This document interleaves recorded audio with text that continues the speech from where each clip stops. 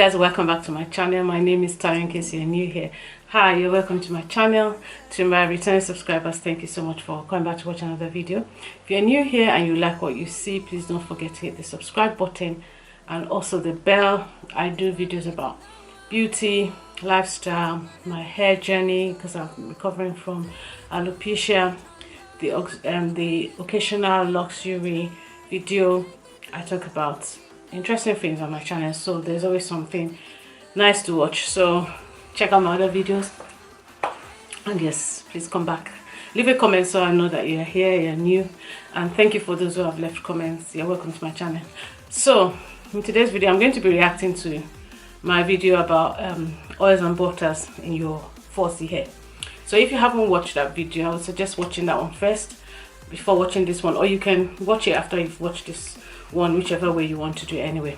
But in that video, I talked about the fact that my own hair would not thrive well without oils and butter, and I talked about the fact that I feel that people should let people do what works for their hair, you know, and all that. I talked about the fact that I did it unintentionally anyway along the way over the past few years when my hair started falling out, and that was the reason, because I was always doing protective styles.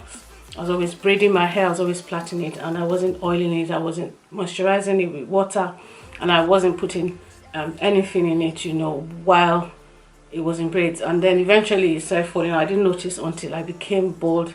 Quite a lot of patches on my head. Most of them have grown out, apart from one, you know. So anyway, so that's what I was talking about in that video, and I said that, well, I feel that people should let people do what works for them, and if it works for you, fine. I did say it in the video that if it works for you, do it. But I just don't feel that people are in a position to keep telling other people what to do about their hair, especially if they haven't seen it. And I did get quite a few comments about it, about what I said, which is good. People are free to say what they like. I would always respond, and I did respond to all the comments I saw anyway. So I'll just read one or two, or maybe just about 3 or so, depending. So there's this comment that says, I'm mad about professionals providing free advice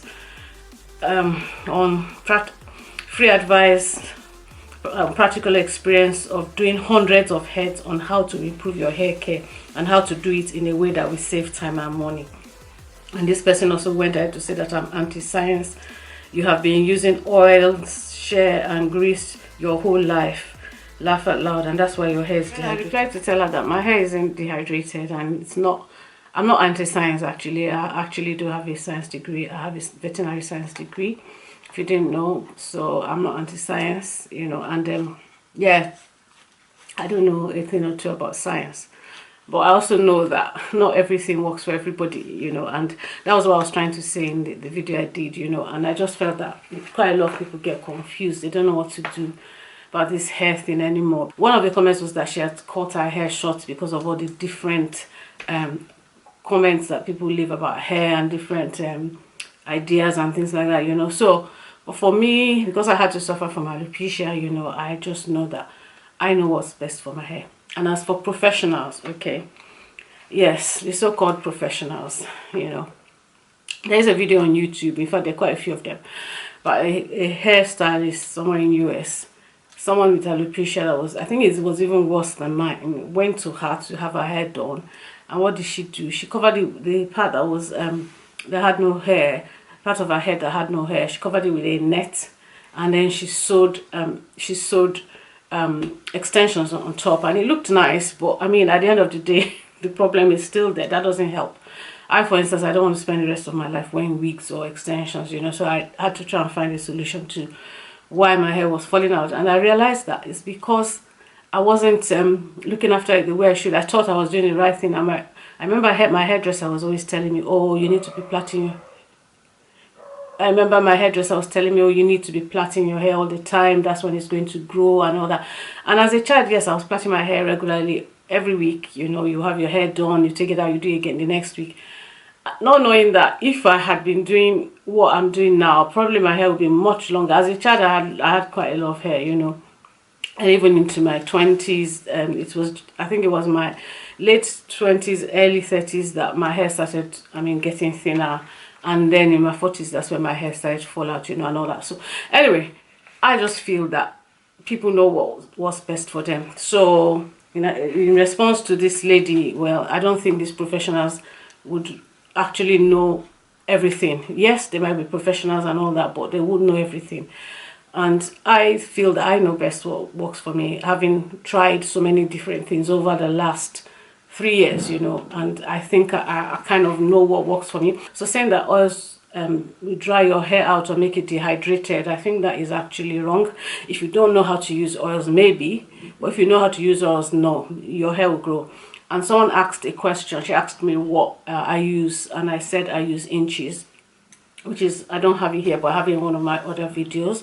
I'll insert a picture of it. You know, that has really helped my hair. My hair has really grown over the last 4 months, you know, ever since I started using it. I bought it in, my daughter bought it for me in February, and I've been using it since then, and it's really improved my hair. My hair has grown. A friend of mine asked me what she could use. I recommended it, and she started using it. Her hair grew as well, and she said to me, oh, anytime you recommend something for me, it works. And her hair has really grown, and her hair wasn't growing, you know. So oils, I have tried and tested oils, and oils work. Coconut oil works for my hair as well, but not all the time, you know. And so I really don't know about these professionals that seem to know more than people that this lady is talking about. Anyway, that's by the way. So yeah, so we've established that I'm not anti-science. So there's someone has said that I didn't try to see if it will work for my hair. Raw oils are not necessary for hair care because we have oils in every single natural hair product. Well, maybe I won't say that I didn't try it, because obviously when I wasn't using oils in my hair was obviously falling out, you know. Yeah, so when I left my hair in plaits for a very long time, you know, I think I used to oil it once in a while, or put grease or something, just the on my scalp, you know, but not on my hair.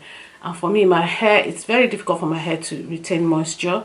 I don't know if it's high porosity or low porosity, to be honest. I really don't know, because those porosity tests don't seem to work for me. I don't know if the hair is actually floating in the water or not, but I just know that it's really difficult for water to be retained in my hair. So when I spray it, I have to spray it a few times, you know, and then I try to put oil on top, and also I use grease, you know.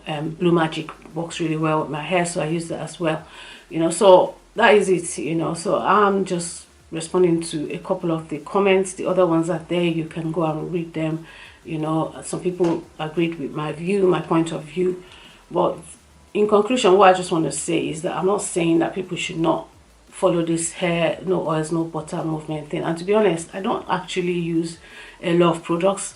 So to say what I use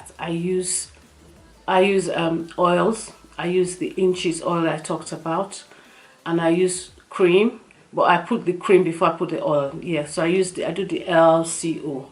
So I use cream, and most of the time the cream I use is the Sheer Moisture Coil Enhancing Smoothie, which is very light, you know. It's a very light cream. It's like a butter, but it's very, very light. So I use that because my hair is not very full.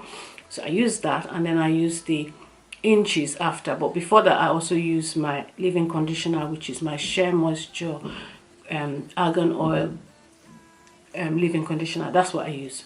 So those are the products I use most of the time for my hair. Sometimes instead of using the grease, I use shea butter, you know. So yeah, so I don't really use all these uncle this, auntie this products that people use and talk about all the time, you know. So I keep it to a minimum, you know. So, and I've seen growth. I mean, if you've been following my journey, you know that I really had very, very short hair and lots of bald patches, and it's improved now. And I'm going to keep doing what I'm doing, what is working for me. If it's not broken, why do I want to fix it, you know?